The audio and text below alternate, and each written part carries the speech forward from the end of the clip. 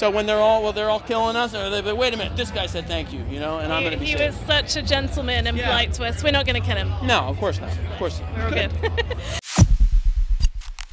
Vicky here at Slam Dunk Festival with Matt of Rain City Drive. Hello. Hello. How was the set today at Slam Dunk? So that was great. Very, very full crowd for us, which I wasn't expecting, and it was awesome. A lot of people singing along. Yeah. I wanted to talk about one of your tracks, Wish You the Best. I've been listening to it a bit and delving into the lyrics. Okay. You came to the right place. But what is it that comes first in for that particular song? Was it a lyric? Was it an emotion or a melody? Yeah, that one was a lyric. I was we were doing like 2 songs in the same day, and we're in the studio. I had my dog with me, and I left to walk him, and I was thinking about wish you the best, even though you're the worst, whatever. And I came back, sat down at the piano, and started building. So it was that little turn of phrase that kind of started it. Yeah. I won't lie, the lyrics are they give me the thoughts of toxic relationship, that sort of thing. Of course. Yeah? Yeah. So very on brand, With that said, what are your relationship red flags? Relationship red flags? Oh man, there's so many. I think ultimately you need to be with somebody who, I'm phrasing it wrong. Don't be with somebody who, you can't like fully be yourself around. And don't be with somebody that maybe you like, but just not enough commonality, not enough common ground in terms of, the song in question here. It was a situation I was in where it was fun, and I knew it was going to end, and that was good, and we just needed to find the exit. But I don't regret it. It was good. I knew I'd get some good songs out of it. So here we are. Do you ever find it hard to be vulnerable when you're songwriting? Yeah, on this last album, I thought about that. I don't usually think about it, but I was like, should I be saying all this stuff? Is that cool? And I was like, I always think it's cool when everybody else does it. As a listener, I'm like, oh, this is great. So usually it just seems normal. It just seems like that's what you do, It can be hard sometimes when you're writing something and the person's going to know it's about them, I guess. Oh, yeah. Have you ever had a moment where you've seen them in the crowd and gone, oh gosh, that... I don't think so. I mean, I've had times where, it was like sort of became a joke, but I think it's good though. I think I just strive to be, I don't want to air anybody's dirty laundry, but just in terms of talking about myself, I just try to be really honest and open, and I just want to connect with the music, and then it makes it so much more fun when you stare out in the crowd, and like today playing that song, seeing people sing along, and it's like you can remember where you were at writing it and whatever, and I think it's just more rewarding, If you could describe your band in an object, an emoji, and a sound, which would you pick? An object, emoji, and a sound. Yeah, The that's a tough one. object would be this blow-up inflatable guitar with the flames on it. Yeah, why not? Emoji would be my brain's like eggplant emoji. Don't say eggplant emoji. It would be a bowl of pasta. Yeah. We're not cool enough for that for the eggplant. And then what was the last thing? A sound. A sound. It would be that guy.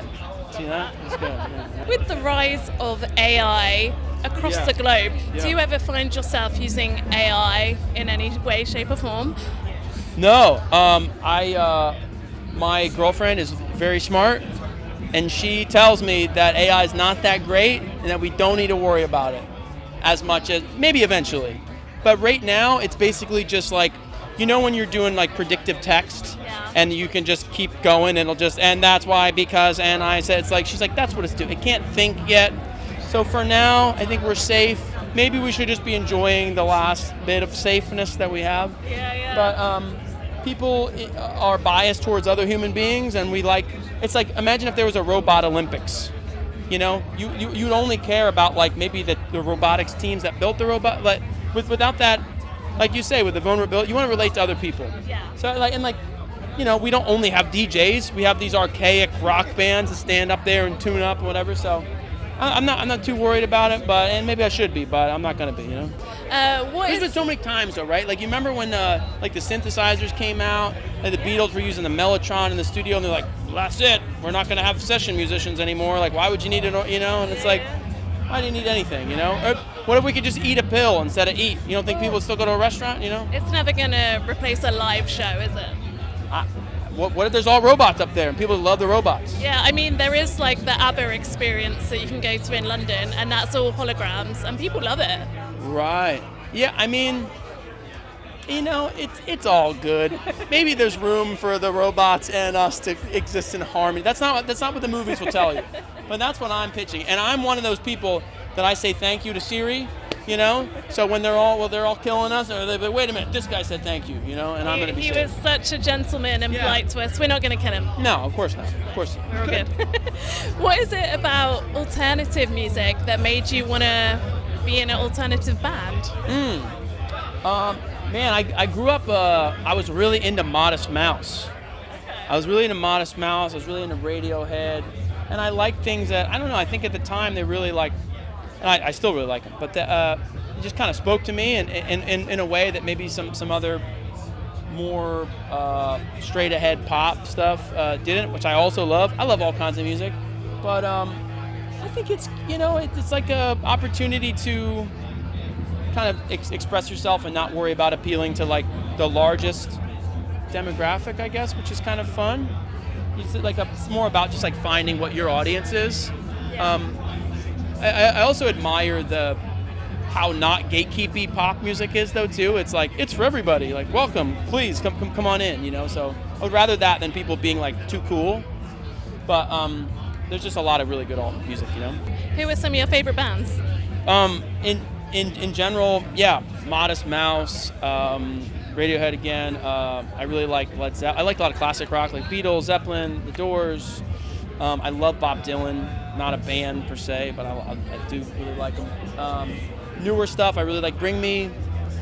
I was really into 1975. I like Smashing Pumpkins. So what's next for Rain City Drives after Slam Dunk today? We're putting out a new single next month, which will be pretty cool. So it's called Ride or Die.